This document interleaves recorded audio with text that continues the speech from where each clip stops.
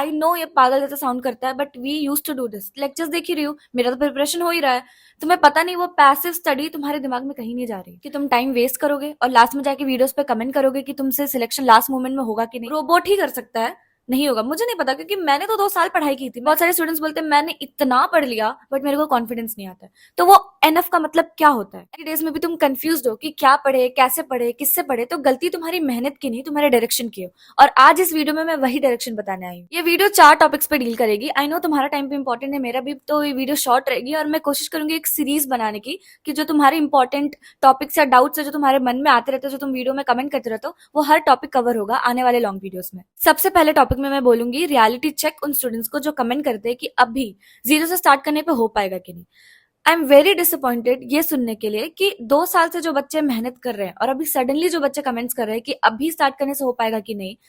Tell me one thing, तुमने पूरे 2 साल या 1 साल या तुम्हारे ड्रॉप ईयर में क्या किया? क्या सोच के तुमने ड्रॉप लिया था? कि तुम टाइम वेस्ट करोगे और लास्ट में जाके वीडियोस पे कमेंट करोगे कि तुमसे सिलेक्शन लास्ट मोमेंट में होगा कि नहीं। आई टेल ऑनेस्टली, जनवरी एंड तक सिलेबस हो जाना चाहिए। एक सीरियस स्टूडेंट, मेरा भी जनवरी एंड तक सिलेबस हो गया था। अभी टाइम था मॉक टेस्ट देने का, पुराने टॉपिक्स को रिवाइज करने का। अभी ऐसा टाइम है, अगर तुम नए टॉपिक्स उठा रहे हो, नए टीचर्स ढूंढ रहे हो, नए नए वीडियो लेक्चर्स देख रहे हो, सब कुछ नया नया कर रहे हो, तो तुम्हारी प्रिपरेशन बहुत स्कैटर्ड है। तुम्हें पता नहीं प्रायोरिटी बेसिस में पढ़ना क्या है। तुम्हें पता नहीं कौन से चैप्टर से 5 क्वेश्चन आते हैं, कौन से चैप्टर से 1 या 0 क्वेश्चन आते हैं। तुम दोनों चैप्टर्स को same priority, same important basis पे पढ़ रहे हो। तुम्हारी प्रिपरेशन अभी बहुत स्कैटर चल रही है, अगर तुम सब कुछ नया नया पढ़ रहे हो तो। वो बच्चे जो बोल रहे हैं अभी 0 से सिलेक्शन होगा कि नहीं, अगर अभी 0 से स्टार्ट करे तो नहीं होगा यार। तुम कैसे कंपेयर कर सकते हो वो उन बच्चों से जो 2 साल से मेहनत कर रहे हैं? अभी तुम अगर मार्क्स 400 ला रहे हो तो तुम अपने मार्क्स इंप्रूव कर सकते हो। तुम्हारे थोड़े बहुत टॉपिक्स बचे हैं तो तुम उनको कवर करके सिलेबस अब भी कंप्लीट करके सिलेक्शन ले सकते हो। बट 0 से करना नहीं होगा। अनटिल अनलेस तुम पागल हो, तुम बहुत ही पढ़ने लगो 18 घंटा, जो कि रोबोट ही कर सकता है, नहीं होगा। मुझे नहीं पता, क्योंकि मैंने तो 2 साल पढ़ाई की थी। मैंने कोई भी अपने फ्रेंड को ऐसा नहीं देखा है जो भी मेडिकल कॉलेजेस में है, जो कि फरवरी से शुरू किए हैं और मई में उनका नीट क्लियर हो गया। पढ़ाई करनी पड़ती है, थोड़ी थोड़ी तो पढ़नी पड़ती है। सडनली कोई बुक खोल के सिलेक्शन नहीं ले सकता है।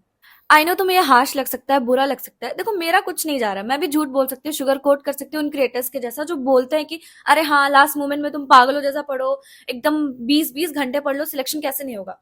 बट मुझे सच बताना है, क्योंकि ये मैं एक्सपीरियंस कर चुकी हूँ। तो मैं तुमको निराश करना बेटर फील करूंगी दैन झूठा तसल्ली देना। सेकंड टॉपिक पे जाए तो पढ़ाई का करेक्ट ऑर्डर। सबसे इंपॉर्टेंट चीज ये है कि पहले आती है एनसीईआरटी, फिर आते हैं तुम्हारे नोट्स, फिर आते हैं वीडियो लेक्चर्स। अभी क्या कर रहे हैं बच्चे? वीडियोस को नेटफ्लिक्स के जैसा देख रहे हैं। मेरा भी ऐसा फेस था, I can relate to you, कि मजा आता था टेबल चेयर पे बैठ के या फिर बेड पे लेटे लेटे वीडियो लेक्चर्स देखना है, खुद को झूठी तसल्ली देना कि मैं तो लेक्चर्स देख ही रही हूँ, मेरा तो प्रिपरेशन हो ही रहा है। तुम्हें पता नहीं वो पैसिव स्टडी तुम्हारे दिमाग में कहीं नहीं जा रही।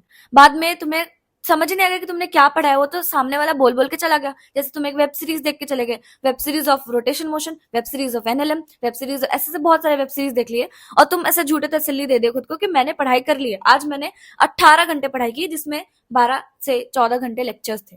मैं लेक्चर्स वाले पढ़ाई को पढ़ाई ही नहीं मानती हूँ। तो लास्ट 90 डेज में तुम्हारे फोकस तुम्हारे नोट्स पे होना चाहिए, जो तुमने सालों भर बैठ के बनाए। ये नहीं सोचना चाहिए कि वन शॉट में तो 30 मिनट्स में कंप्लीट हो जाएगा, तो नोट्स पढ़ने में तो ज्यादा टाइम लगेगा, बोरिंग भी लगेगा, तो मैं वन शॉट देख लेता हूँ। नहीं, वो नोट्स तुम जो खुद के बनाए हो तुम पढ़ोगे तो एक्टिवली तुम्हारे दिमाग में जाएंगे। एनसीईआरटी इनऑर्गेनिक और बायो के हर एक लाइन पोटेंशियल क्वेश्चन है, तो एनसीईआरटी रीड करते रहो, साथ साथ एमसीक्यू बनाते रहो। जो एमसीक्यू गलत हो रहा है वो तुम सुधारो, वो टॉपिक जाके पढ़ो, उसके रिलेटेड 2-3 क्वेश्चन करो, तो वही तुम्हारा फॉर्म ऑफ रिविजन है। टेस्ट एंड नोट्स पढ़ना ही तुम्हारा रिवीजन होता है, वीडियो लेक्चर्स देखना रिवीजन नहीं होता है। तुम्हें लग रहा है कि अगर कोई टॉपिक बहुत ज्यादा इंपॉर्टेंट है एंड वीडियो लेक्चर्स में देख लूं तभी जाके उसको देखना, इसलिए तुम्हारा फोकस होना चाहिए NCERT notes MCQ test, NCERT notes MCQ test, बस इतना काफी है।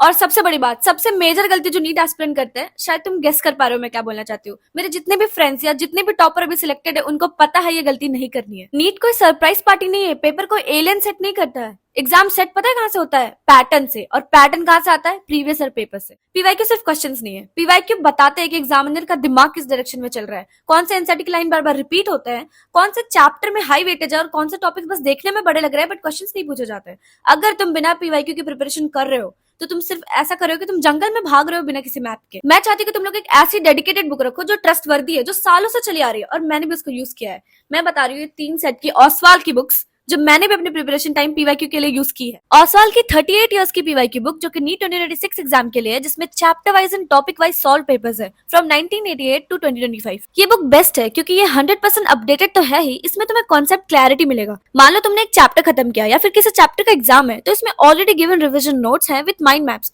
उसके बाद टॉपिक विद पीवाईक्यू है, जिसमें तुम्हें हर टॉपिक का इंपॉर्टेंस एंड वेटेज पता चलेगा। यानी आधे घंटे में भी एग्जाम हो तो ये बुक हैंडी रख सकते हो। इसमें नीट 2025 का सॉल्व पेपर है ही, साथ में 2 सैंपल पेपर है फॉर प्रैक्टिस। इसके हेल्प से एक्सटेंसिव क्वेश्चन प्रैक्टिस होगा। इसमें 1070 प्लस क्वेश्चन है, लेटेस्ट ट्रेंड एनालिसिस भी है। इसमें एग्जाम इनसाइट्स है with tips to crack NEET in first attempt and top 50 colleges के name with NIRF ranking. I don't think इसमें कुछ भी ऐसा नहीं है जो तुम्हें बेस्ट बनाने से रोके। I will highly recommend you this book. तो हर चैप्टर कंप्लीट करने के बाद तुम उस चैप्टर के पीवाईक्यू सॉल्व करते हो तो ऑटोमेटिकली रिवीजन हो जाता है। और सबसे इंपॉर्टेंट बात, तुम्हें अपना लेवल पता चल जाता है। बस ये मत करना कि सारे चैप्टर्स एंड होने के बाद हम पीवाईक्यू करेंगे, एक स्टॉक एक बंडल में रखेंगे, तो वो कभी कंप्लीट नहीं होगा। पीवाईक्यू का भी स्टॉक बन जाएगा, बैकलॉग का भी स्टॉक बन जाएगा। तो चैप्टर के बाद पीवाईक्यू करना इज बेटर।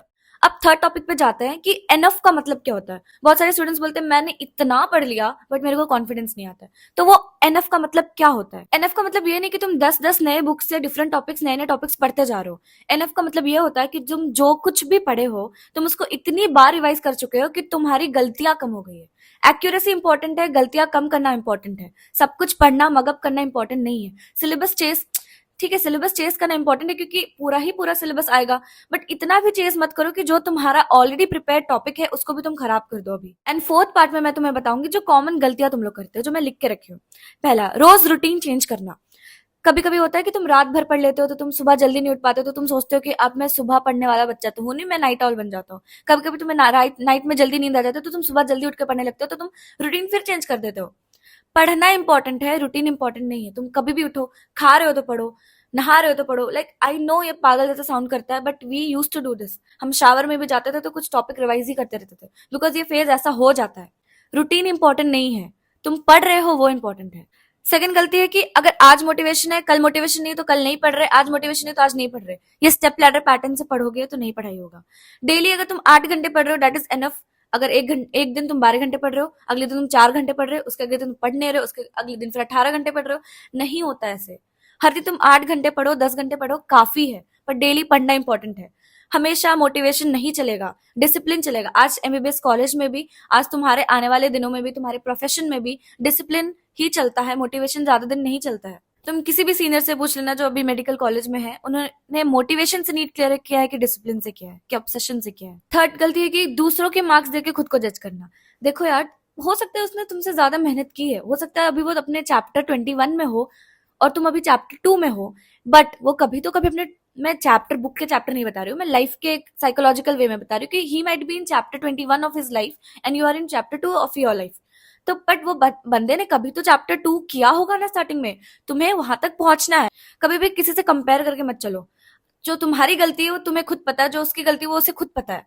तो तुम्हें सुधारनी है। कंपेयर करने से तुम उससे सीख सकते हो, तुम उससे बात करके बोल सकते हो तुम ये टॉपिक कैसे कर लेते हो, तुम जल्दी जल्दी क्वेश्चंस कैसे कर सकते हो, तुम्हें ट्रिक्स बताएगा, टिप्स बताएगा, तुम उसके हेल्प से अपनी गलतियां सुधार सकते हो। बट अगर उसको तुम कंपेयर करने बैठ जाओगे तो आधा दिन इसमें ही खत्म हो जाता है कि मेरे से नहीं हो रहा, बाकियों से हो रहा है, बाकियों से भी नहीं हुआ था, बट उन्होंने उस दिन तुम्हें बताया नहीं कि अरे यार आज तो मेरे से नहीं हो रहा है। उस दिन उसने मेहनत की तो आज वो 22 चैप्टर 21 चैप्टर पे है। तुम भी करते जाओगे तो तुम वहां पहुंच जाओगे। और हाँ, सबसे बड़ी गलती, मॉक टेस्ट में नंबर आए तो पढ़ना बंद कर देना। मेरा पूरा सिलेबस कंप्लीट हो गया था दिसंबर एंड तक, फिर भी मुझे नंबर नहीं आते, तो फिर मैंने रिवाइज किया जनवरी में, फिर मैंने रिवाइज किया फरवरी में, फिर भी नंबर नहीं आते थे।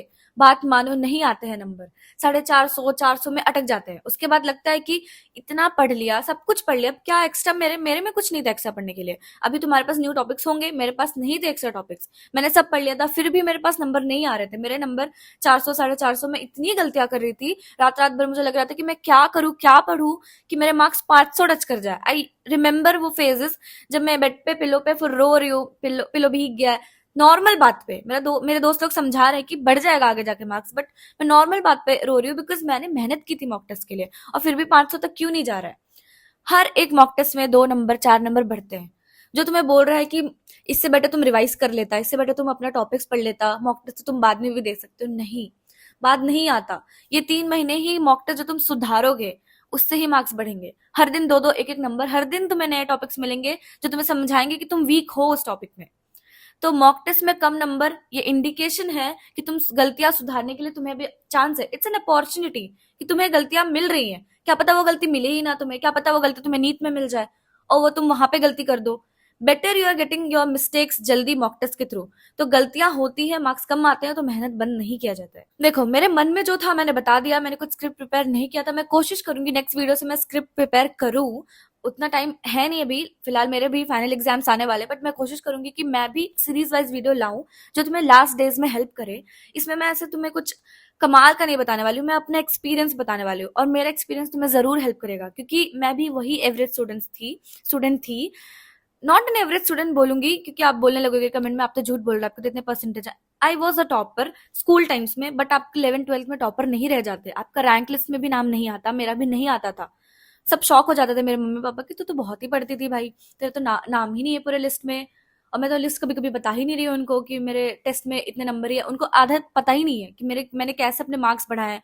उनको आज तक नहीं पता मेरे प्रिपरेशन फेज का, जो भी वो मेरे वीडियो देख रहे होंगे तो उनको पता चल रहा होगा कि अच्छा अच्छा ये हुआ इसके लाइफ में। तो मैं अगर मैं एक्सपीरियंस अपनी बताऊंगी तो तुम्हें ज्यादा हेल्प करेगी। तो तुम कमेंट में बता देना नेक्स्ट वीडियो तुमको किस पे चाहिए, वीडियो शेयर कर देना अपने उन फ्रेंड्स को जो तुम साथ में मेडिकल कॉलेज में देखना चाहते हो। ज्यादा जेलस होने की जरूरत नहीं है, हेल्पिंग से ही अच्छा एनवायरमेंट हेल्प बनता है। तो thank you so much, bye.